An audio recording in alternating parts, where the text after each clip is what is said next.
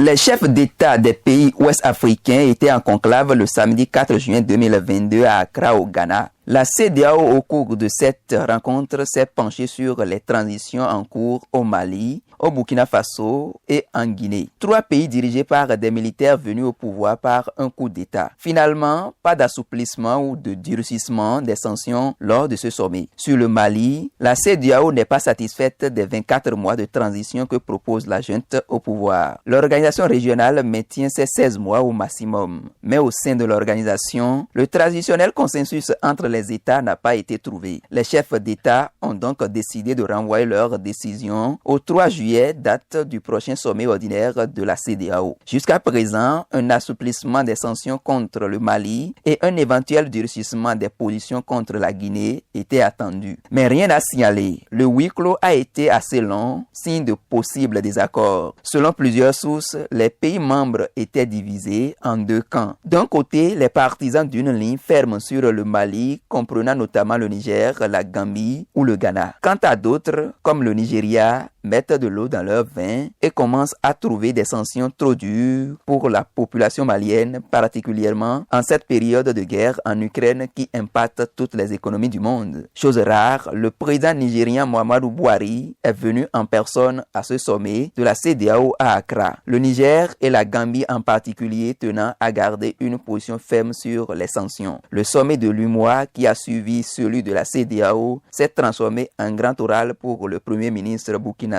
Albert Ouedraogo et pour le premier ministre malien des Affaires étrangères Abdoulaye Diop qui ont pu s'exprimer devant les chefs d'État de cette organisation. Le sommet a par ailleurs désigné l'ancien président nigérien Mahamadou Issoufou comme médiateur pour le Burkina Faso. Là aussi, l'organisation régionale attend encore des progrès sur la durée de la transition. Ouagadougou propose toujours 3 ans, mais c'est trop dur pour la CEDEAO qui reconnaît toutefois les dispositions des autorités à maintenir le dialogue avec la CEDEAO. Inacceptable également les 36 mois décidés par la Guinée. Conakry, qui a déjà échappé aux sanctions fin mars, a encore 1 mois pour revoir son calendrier. Au lendemain du sommet, la CEDEAO a publié le dimanche 5 son communiqué final. Les chefs d'État y ont précisé leurs attentes au cas par cas en ce qui concerne le Mali, la Guinée et le Burkina Faso. Sur le Burkina Faso, les chefs d'État de la CEDEAO notent les progrès réalisés pour la sécurisation du territoire, mais également la détérioration de la situation humanitaire. Les 3 années de transition proposées par les autorités burkinabées ne sont toujours pas jugées acceptables. Le Burkina reste donc suspendu des instances de la CEDEAO, mais le dialogue se poursuit.